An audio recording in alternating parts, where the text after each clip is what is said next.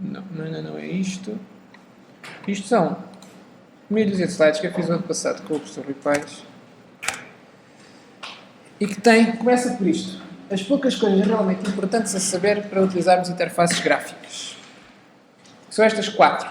Até vou resumir, dizer o que é que são estas 4 coisas importantes. A primeira é que as interfaces gráficas têm a ver com mais um tipo de condução. A gente aqui na informática gosta muito de orientações e conduções, não é? É orientado a objetos, é conduzido por textos e agora é conduzido por eventos. E nas interfaces gráficas, de facto, os eventos são, de facto, aquilo que vai acabar por determinar a forma como estruturamos o código que lida com a interface gráfica. Porquê? Porque o código de uma interface gráfica tem um paradigma completamente diferente de um programa de cálculo típico. Sei lá, os computadores, quando foram feitos basicamente para fazer contas complicadas. Eram máquinas de calcular sofisticadas e programáveis, não é? Ainda são. Mas esse tipo de aplicação, basicamente, passa por fornecer dados de entrada e ele faz umas contas mais ou menos complicadas e produz os dados de saída. Não tem sequer necessariamente intervenção com utilizadores pelo meio. Portanto, é um pouco como uma máquina de calcular mais sofisticada, de facto. Na máquina de calcular a gente faz uma conta, 2 mais 3. É que fazer, porque temos os valores de entrada e ela produziu um valor de saída. Pelo meio não houve intervenção nossa. É claro, aqui não parece fazer sentido haver mais intervenção, porque o cálculo é muito simples e instantâneo. Mas se fosse um cálculo mais complicado, pode demorar uns segundos, uns minutos, umas horas, uns dias, uns meses, uns anos. Esse tipo de cálculo também pode, mesmo assim, mesmo demorando uns meses, não implicar a intervenção das pessoas. E isso é um tipo de programa, e que existe quando é preciso fazer contas geralmente complicadas. Às vezes até se fala que esse tipo de coisas é fazer programação em batch, porque a gente manda aquilo fazer e aquilo fica lá a fazer sem que nós tenhamos intervenção. Uma interface gráfica, digamos que está quase que no outro extremo. O programa, à partida, não faz nada. Ou seja, a gente manda executar um programa que tem uma interface gráfica, basta pensar nos estudos que vocês estão aqui a ver, ou no Word, ou no Excel, ou no Notepad, ou uma coisa dessas. E o programa, a gente chama o programa, ele fica ali a olhar para a gente e nós olhamos para ele, e ele não está propriamente a fazer nada.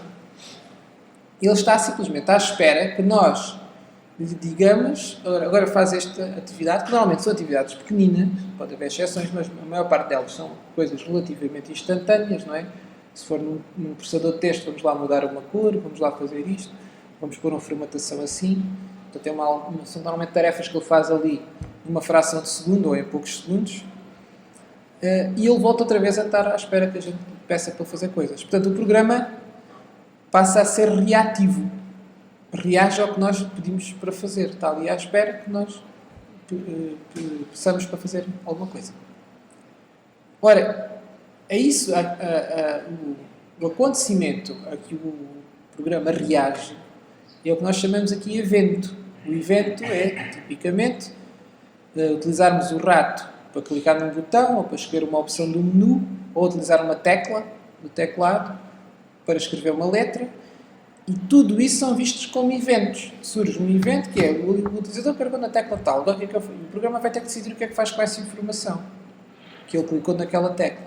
Portanto, o programa tem ali uma série de pequeninas receitas que ele vai aplicar conforme o evento gerado pelo utilizador. Isto pensando em utilizadores, porque também pode haver programas reativos, e há muitos, que reagem a eventos que não são gerados diretamente por pessoas. Pode ser reagir a eventos de sensores, por exemplo, que detectam o tempo atmosférico, ou que detectam um alarme de entrada num sistema de alarme, por exemplo, detecta um sinal enviado por um sensor, mas também é um evento gerado por um sensor que entra num programa, e o programa liga a um atuador que faz disparar um alarme, por exemplo. Também seria um programa reativo, mas em que os eventos não são do utilizador. O que nós vamos ver, no fundo, é um caso particular de programas reativos que reagem, neste caso, a ações do utilizador.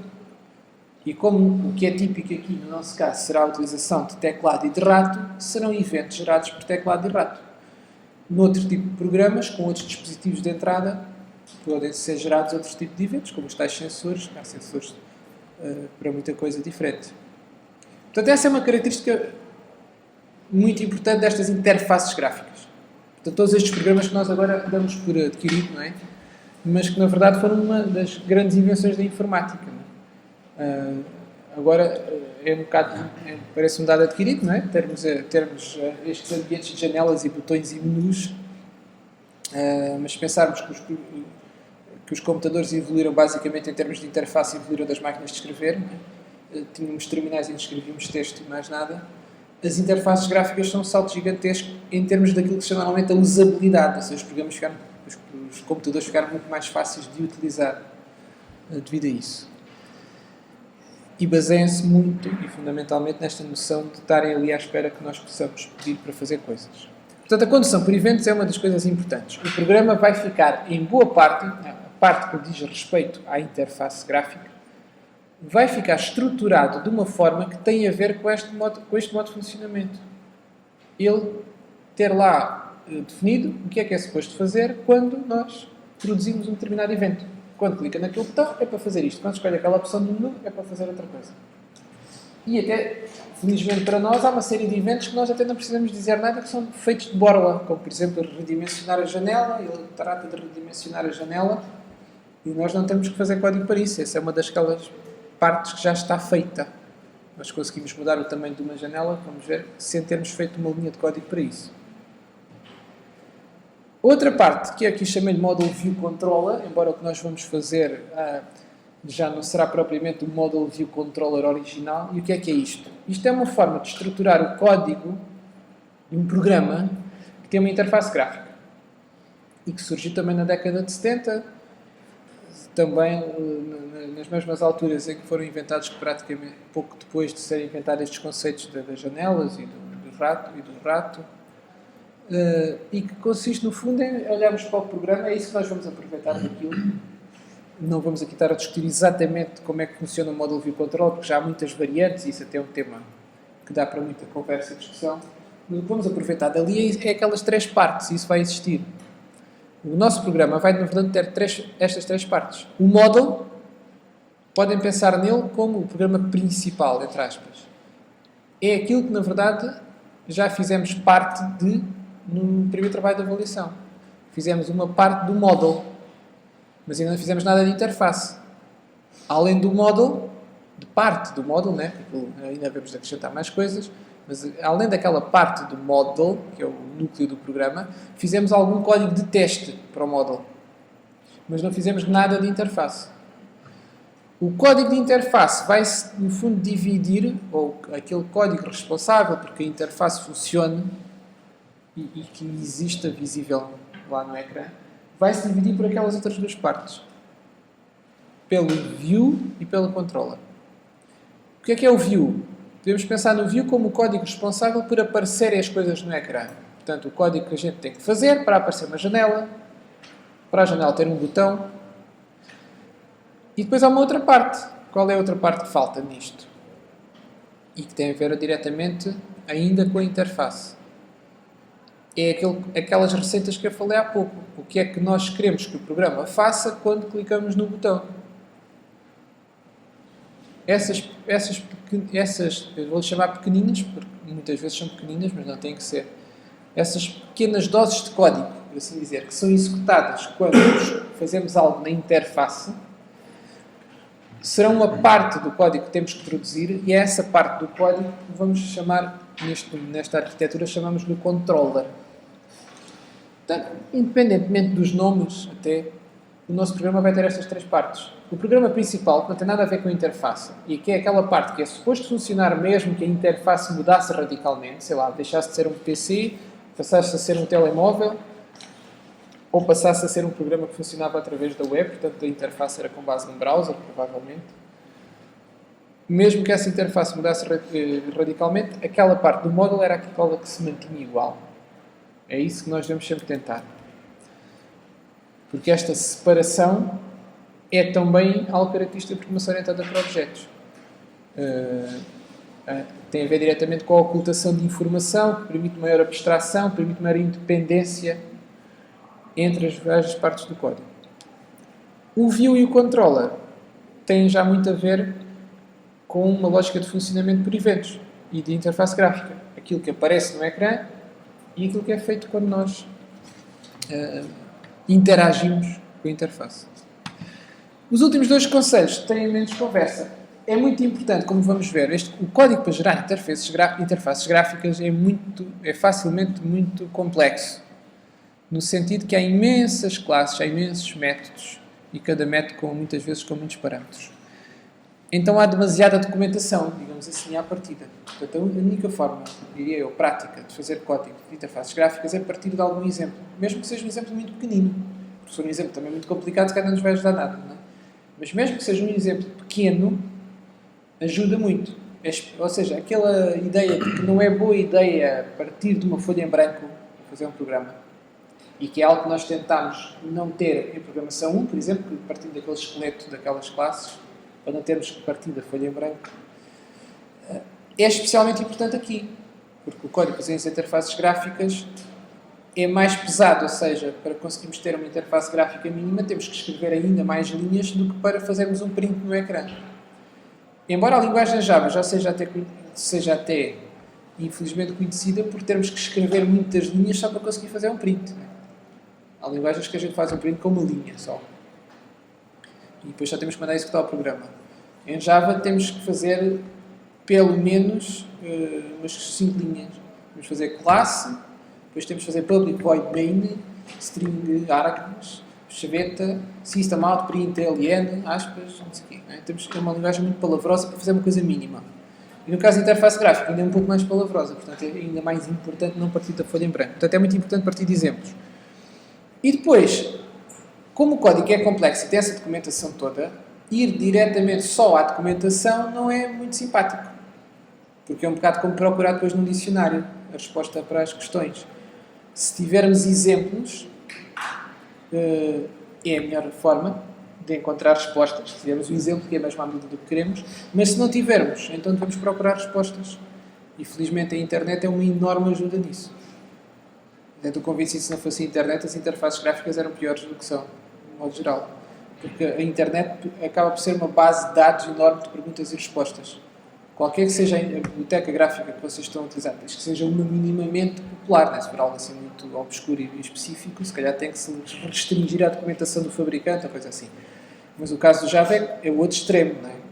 Há milhares e milhares de pessoas a programarem Java interfaces gráficas. Portanto, muito provavelmente as dúvidas que vocês têm, dúvidas às vezes do género, agora como é que eu mudo aqui a cor a um botão? Se calhar é mais rápido pôr a pergunta no Google, mesmo por algo tão simples como isso, do que ir ver a documentação da classe botão. São logo, não sei, umas dezenas ou até centenas de linhas, se for mesmo o total. E é mais fácil procurar a resposta porque provavelmente já alguém fez a pergunta. Isto tem a ver com isto. Há centenas de classes, há milhares de métodos e cada método ainda pode ter muita coisa. E aqui este esquema que fizemos para tentar explicar isto. Portanto, a pessoa, por exemplo, clica no botão ali na parte do código, por assim dizer, que tem a ver com a interface gráfica.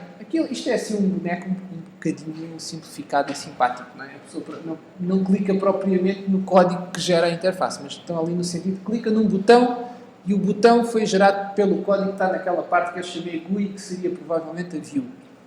Portanto, clica ali num botão, por exemplo. E depois, automagicamente, como às vezes estou a dizer, automagically, ele vai chamar a tal nossa receitinha que tem o código que deve ser executado quando clicamos no botão. E isso já tem a ver com o listener. Portanto, esse código vai estar aqui noutra zona de código, mas que, vamos ver, estão muito relacionadas. Na verdade, estes dois, depois, em termos de código, acabam por estar misturados quase. Embora separados, mas no mesmo embrulho, por assim dizer. Aqui ele vai fazer o código que é suposto fazer quando produzimos aquele evento, ao clicar no botão. E depois, eventualmente, esse código pode, por um lado, produzir alterações na interface gráfica, por exemplo, podia fazer aparecer uma caixa de diálogo com uma mensagem, vamos já ver a seguir depois um exemplo desses, ou podíamos produzir alterações no nosso código principal. Podíamos, por exemplo, a pessoa podia, ao clicar no botão, por exemplo, fazer o tal connect que nós falámos no trabalho de avaliação. E isso implicava mudar o estado de uma variável que essa variável, como não tem nada a ver com a interface gráfica, devia estar no módulo. Não é? Porque se a interface fosse outra, também teríamos que produzir a alteração do connect. Não é? Portanto, essa variávelzinha connected, que dizia se estava ligado, se não estava, devia estar ali no outro conjunto de classes.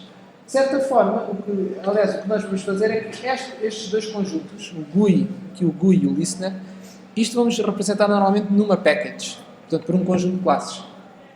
Porque vamos ver que estas duas partes, embora seja fácil olhar para o código e ver onde é que está uma e onde é que está a outra, elas na verdade vão estar misturadas.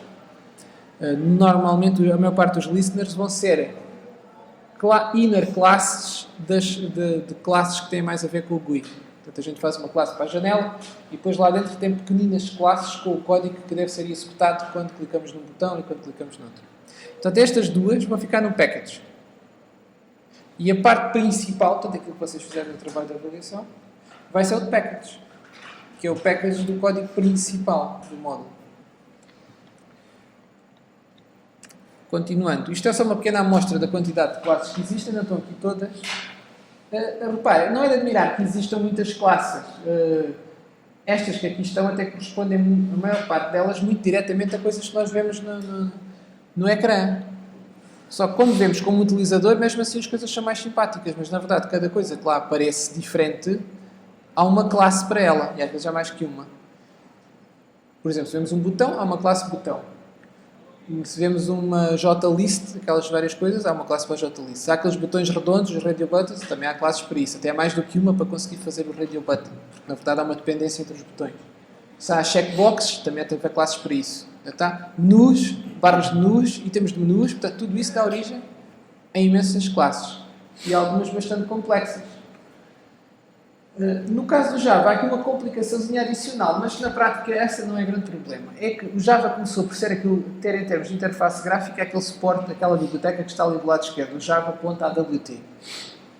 E depois, aquilo de facto era muito simples e dependia muito do ambiente onde estava a correr, ou seja, um button, além daqueles, em Unix ou em Windows, poderia ter um aspecto diferente. Enquanto que no Swing, a ideia é a própria biblioteca que, por assim dizer, providencia o suporte. E as coisas ficam mais idênticas entre sistemas operativos diferentes. Embora depois também há a forma de fazermos com que a interface gráfica fique mais de acordo com o ambiente onde está o programa a correr. E então há aqui classes de certa forma repetidas. E quando estão repetidas, como não convém ter o mesmo nome para não fazer confusão, aqui acrescentaram um J. Daí haver tanta coisa com J. Por exemplo, aqui há um JButton e ali também há um button.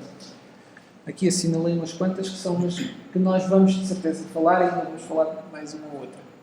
Mas vejam, está ali um JButton e ali também já havia um button. Aquele button acaba por ser mais simples. Se vocês experimentarem usar aquilo, vão ver que é um button muito mais feio, coitado.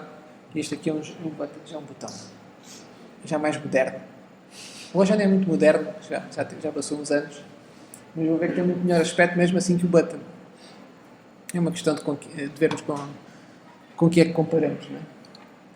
Portanto, em resumo, existem muitas classes com muitos métodos. A solução é partir de exemplos e ir adicionando aos poucos, consultando a documentação e procurando na internet respostas para as nossas dúvidas. Muitas vezes outros já perguntaram aquilo que nós queremos saber.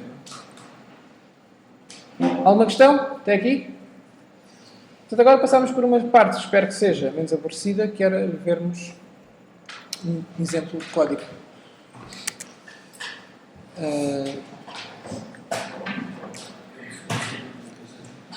Antes disso, ainda vou tentar interromper isto, como costumo.